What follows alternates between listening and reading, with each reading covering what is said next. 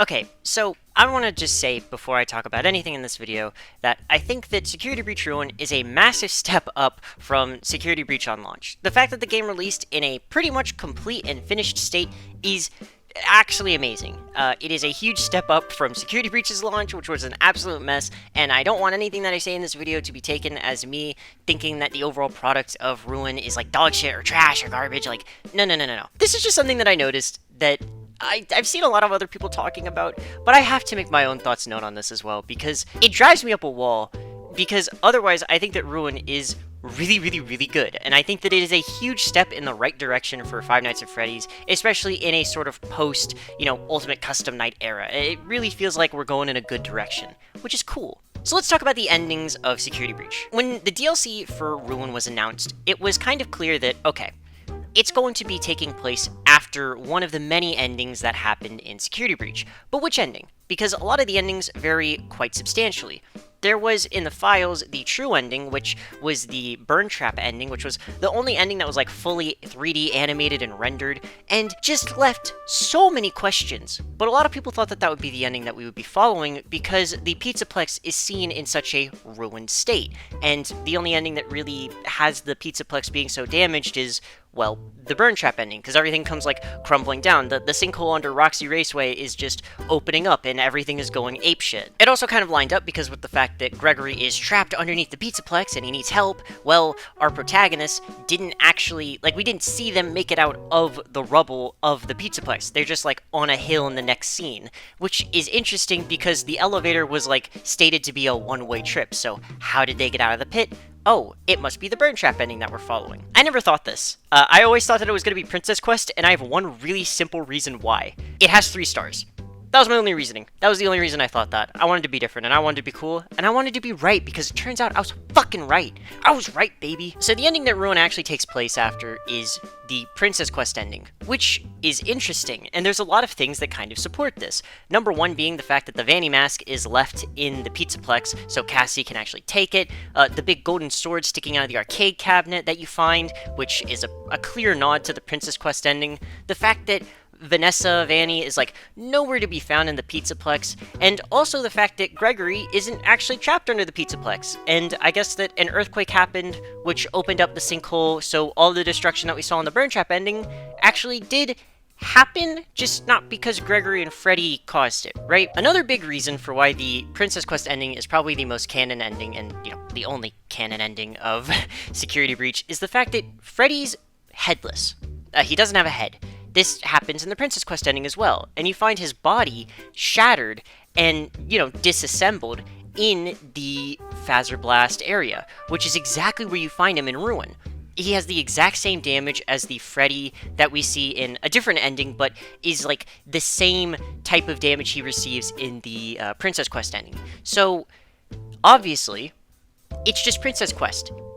That's just a sinker. We got this. Boom. Easy. There's just one problem, right? Why the fuck is Prototype written on his foot? There are many model inconsistencies in Security Breach and Security Breach Ruin, but for the most part, none of them are it seems plot relevant, right? Oh, Monty has an extra tooth. For gameplay, they wanted to add a palette, a little panel on the back of Sun and Moon and on Roxy's face. Roxy doesn't look exactly the same. The way that Burn Trap and Mimic look, it doesn't exactly line up one-to-one, but you can still argue it's the same character. The models don't exactly line up in most cases. I'm fine with this, because I don't think that, the model consistency is, the core focus of what the people at Steelwool were trying to do, even though someone like Scott Cawthon was very deliberate with a lot of his models and choices, using certain parts to attribute to certain designers.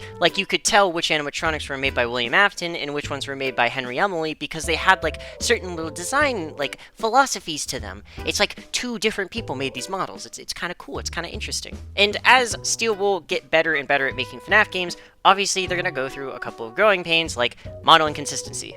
So I'm not really the most critical of that.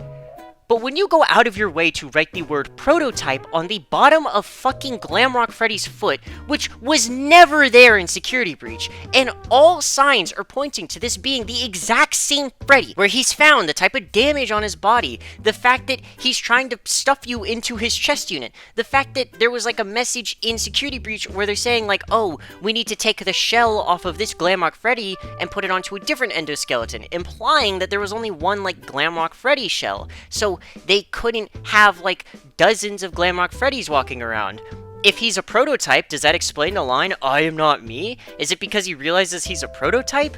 I don't know, it's really random. Like, I'm 999% sure that Freddy was just always meant to be a prototype. It's supposed to be like more backing as to why he is not taken over by the Vanny virus in Security Breach or whatever. Like, he rebooted in a safe mode, and he's also a prototype, and there's like, maybe he's possessed by someone. I'm not saying who, I'll never tell. But, you know, there's a lot of reasons as to why he is the way he is, and why he does the things he does. But what is just so weird is that you could have, like, hinted at this in Security Breach, but obviously maybe that wasn't the plan, and maybe they forgot, because Security Breach was such an unfinished Rust game. Like, it was a nightmare, right? Nightmare, nightmare, nightmare. So, to go into Ruin and to just write on his foot, prototype, there are going to be people who genuinely speculate that this is a different animatronic purely because of that. Like, there are going to be people who do that, especially when in this game you introduce a character from the books who is notorious for taking the bodies and places of other characters. Now you've introduced into the people's minds, like,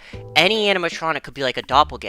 And yeah, Glamrock Freddy is like the worst example for this, but you could make the argument that, like, oh, maybe this Freddy is like a prototype mimicking what he saw the other Glamrock Freddy do, because he's running on the same virus or AI. Someone's gonna make a theory like that. I swear to God, they're gonna make a theory like that, and I'm gonna have to sit here and be like, yeah, I can't explain why he spontaneously grew the words prototype on his foot, because you can clearly see in Security Breach that he just doesn't have that. And a bunch of people are saying like, oh, it was painted over, but like, the word doesn't look painted over at all. Like, it looks like it was written pretty plainly to me. Like, if they went back to Security Breach and updated it just so Freddy has like the word prototype on his foot, so you know it's the same Freddy, there's no confusion at all, I would actually be happy for that. I would be so happy, because as it stands right now, the fact that this Freddy has the word prototype on his foot and this one doesn't, and there's just not really an explanation as to why he just has the word prototype, yet he's the same Glamrock Freddy who got disassembled